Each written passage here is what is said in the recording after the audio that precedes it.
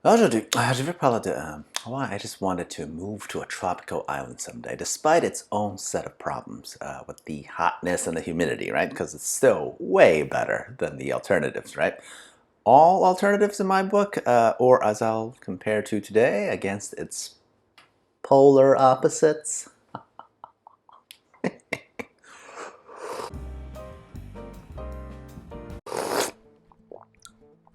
Ugh, oh boy, hot tea. Hey, yo, Zempak here. So I've spent the last 3 moves of my life to get to essentially warmer climates, right? And wifey and I have a basic plan to keep moving until we probably will end up in an ideal weather area. Hopefully still avoiding the absolute worst effects of climate change or whatever. I'm sure there's a place on Earth that'll last another 50 to 60 years. I mean, I know I won't live forever, and whatever happens after that, I trust the children of the world to be able to, figure it out, just like the rest of us all did at some point, right? Anyway, what really set me off today was an answer that I saw in Quora, where some dude was like, oh, I went on a holiday to Bali, Indonesia, because my wife wanted to go there. While she loves it, I don't. And the reasons that he gave were actually primarily weather-based, as in his complaint was about the general hotness and humidity, which made him never comfortable during the whole trip. I mean, look, I feel for that.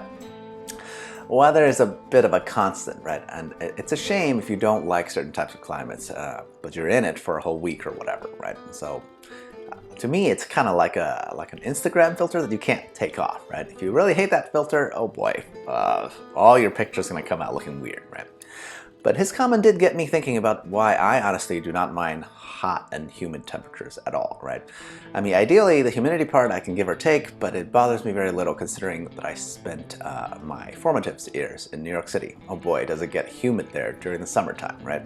Okay, tangent over. But today, I'll give you some easy reasons to reconsider as to why hot and humid is still way better than the opposite end of the spectrum. Yes, I know. My channel doesn't really have much of a focus besides my weekly rant about fire, right? And this certainly isn't one of those, but hey, whatever. I do these for schnitz and giggles, so like and subscribe, share and comment, or whatever. I'll be great regardless, because I'm already happy.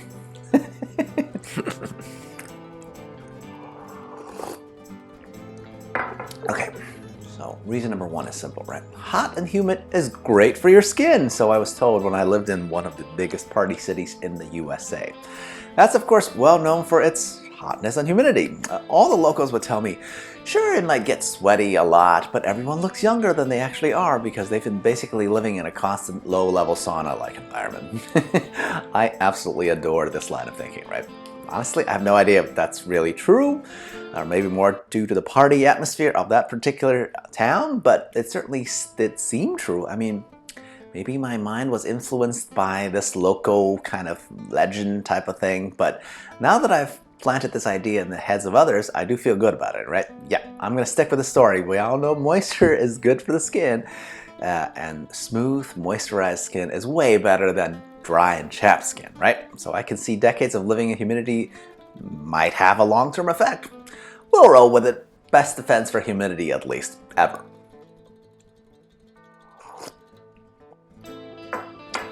Point number 2. The heat and humidity makes simple everyday tasks a meditative experience. Because hot yoga is a thing, right? Why is that a thing? Because you're doing meditations while forcing your body to not be distracted by other mundane thoughts.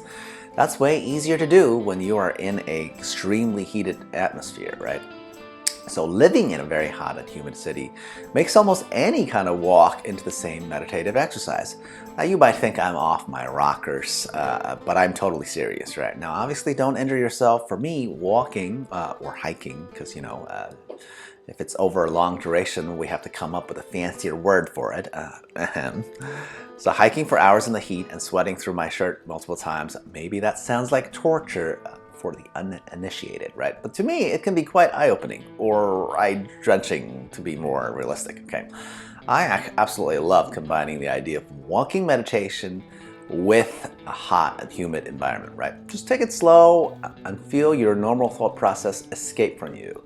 That simply does not work in a cold climate, right? If you were freezing, Everyone just walks faster to get to where they're going. But in heat, when you're walking intentionally and it's really hot, it forces you to slow down a bit, right? And every step can feel like it's a step towards an epiphany or possible heat stroke. So please be sure to hydrate.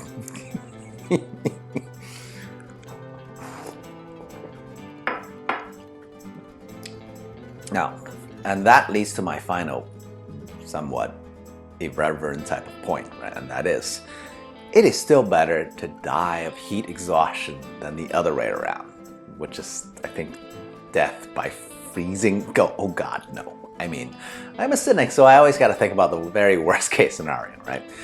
So I would rather feel delirious and cuckoo in a hot climate than shiver in a freezing tundra, okay? I get it, both are dangerous, and unfortunately, I have had a literal few days of shivering when our state's power supply failed a winter or two ago, okay? There is a clip on my channel about that particular winter freeze experience, so search for that if you're interested.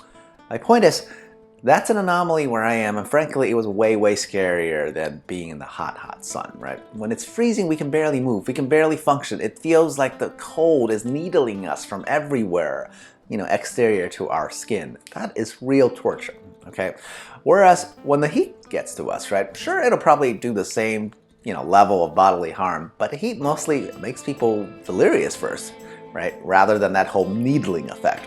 So basically, I think heat translates to more like a drug than the cold, right? So if I had to go due to extreme climate, definitely dropped out of my mind by the hot is the way to go.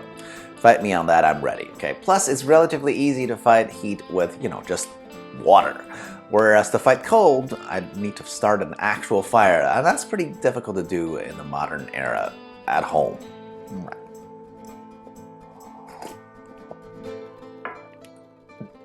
So, in conclusion, I mean, hey, I get that our feelings on general atmospheric preferences are just that, feelings, and they're personal, right?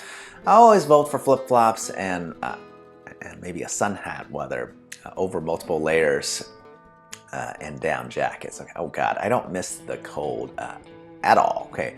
I haven't even got to how much I don't miss snow. I always say the only people who miss snow are the ones who barely had to lift their fingers digging their own driveways out or their own cars out of a mountain of snow, right? Now I get, on the other hand, hot and humid places do face other challenges such as hurricanes or floods or whatever, right? At least are much more likely to. And since I can't swim, maybe that's a big scary thing. Hey, that would be a bigger problem if my only residence is in the path of hurricanes and floods, right? But I am luckier than that, so issue mitigated. So what's your most ideal temperature and location on the planet, right? Hey, don't say those eternal cities of spring that a few lucky spots on the planet can call themselves, right? I mean, who doesn't love moderation? Take an extreme stance, please. Cheers, I'll approach it.